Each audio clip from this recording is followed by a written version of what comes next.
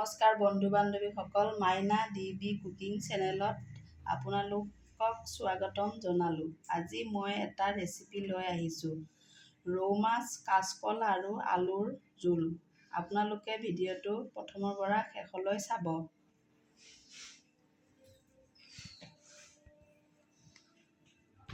এতিয়া মই মাছখিনিত হালধি নিমখ সানি ল'ম।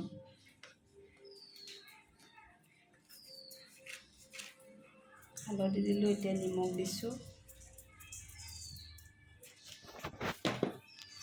এতিয়া ভালকৈ সানি ল'ম।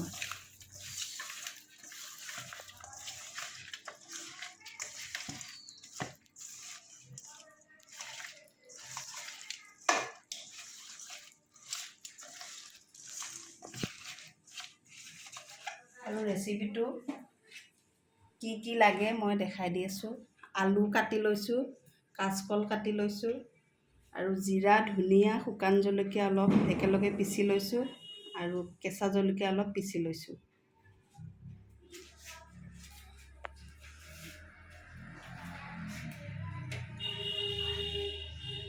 এতিয়া মই কেৰাহীটোত তেল দিম।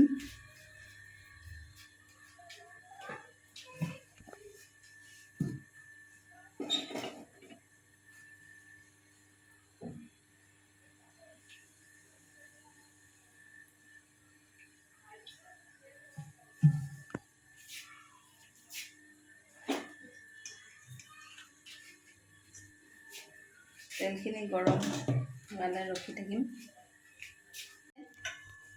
তেলখিনি গৰম হৈ গৈছে, এতিয়া মই লাহে লাহে মাছখিনি ভাজি ল'ম।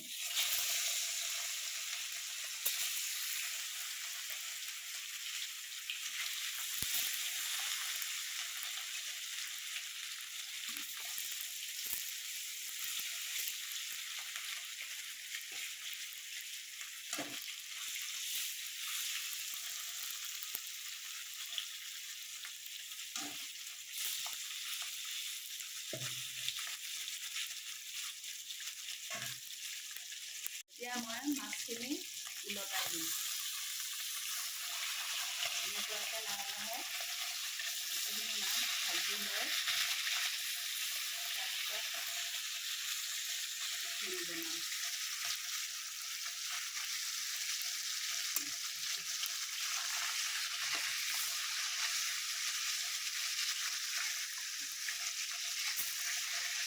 আমাৰ মাছ ভাজা হৈ গৈছে। গোটেইখিনি মাছ এক পিচকৈ আমি লাহে লাহে উঠাই ল'ম, যাতে মাছখিনি ভাঙি নাযায়। এয়া আমি উঠাই আছোঁ। লাহে লাহে গোটেইখিনি উঠাই হোৱাৰ পিছত সাৱধানে উঠাব যাতে নাভাঙে মাছখিনি। এতিয়া আমি মাছ ভাজা তেলখিনিতে আলুখিনি দিম। আলুখিনি অলপ সময় ভাজি ল'ম। এই গোটেই আলুখিনি দি দিছোঁ তেলত। আলুখিনি দিয়াৰ পিছত এতিয়া লাহে লাহে দুবাৰমান লৰাই দিম। লৰাই দিয়াৰ পিছত অলপ সময় ভাজাৰ পিছতে এতিয়া কাচকলখিনি দি দিম।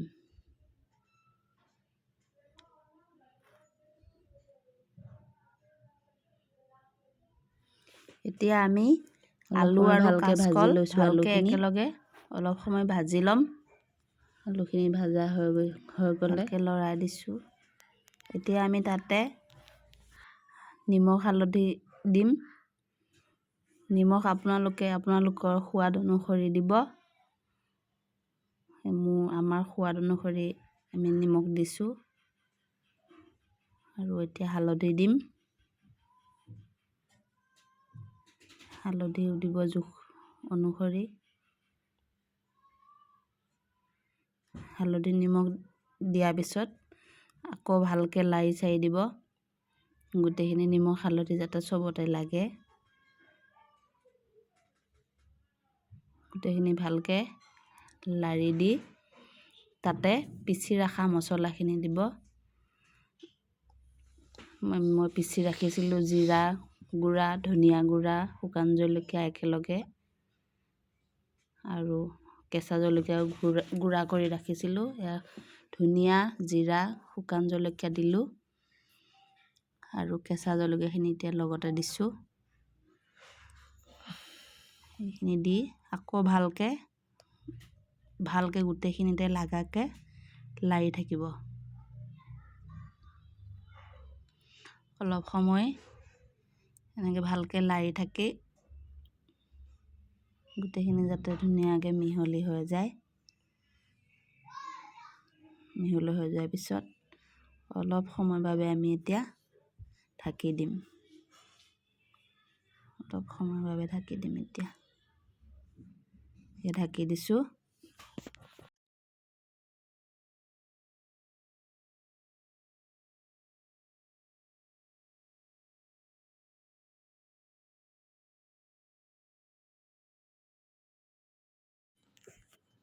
আমাৰ এতিয়া চব্জি ভাজা হৈ গ'ল।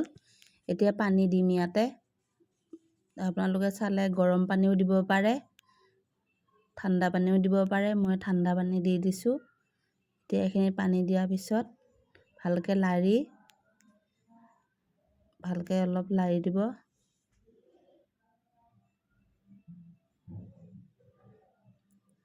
তাৰপিছত আকৌ অলপ সময়ৰ কাৰণে ঢাকি দিম আমি।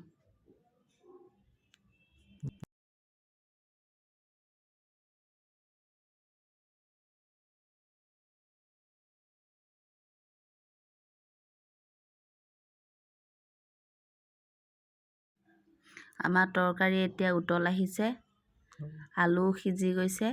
এতিয়া আমি মাছ দিছোঁ। গোটেই মাছখিনি দি ভালকৈ এবাৰ লাৰি দিম। গোটেই মাছ দিয়া হৈ গৈছে। এতিয়া এবাৰ ভালকৈ লাৰি দিম।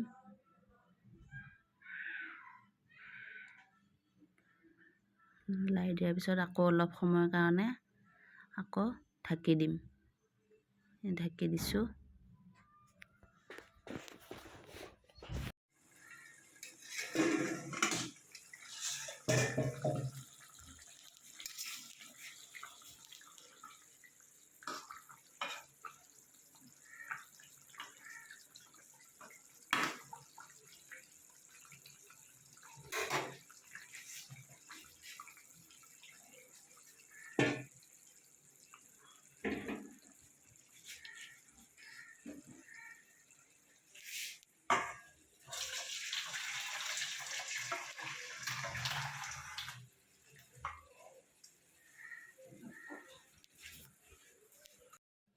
আমি এতিয়া ঢালি থোৱা তৰকাৰীখিনিত আকৌ এবাৰ তেল মাৰি দিম। তেল দিলোঁ, তেল গৰম হৈ গ'ল। তেজপাত দিছোঁ, শুকান জলকীয়া দিছোঁ, গোটা জিৰা দিছোঁ।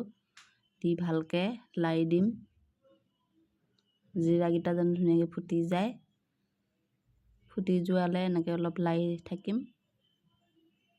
লাৰা হোৱাৰ পিছত এতিয়া আমি তৰকাৰীখিনি ঢালি দিম ইয়াতে। তৰকাৰীখিনি ঢালোঁতে সাৱধান, লাহে লাহে ঢালিব, নহ'লে ছিটিকি পৰিব গাত। ঢালা হৈ গৈছে। এতিয়া লাহে লাহে অলপ লাৰি দিম যাতে মাছ ভাঙি নাযায়। ধুনীয়াকৈ লাৰি দিয়াৰ পিছত অলপ উতল আহিব দিম।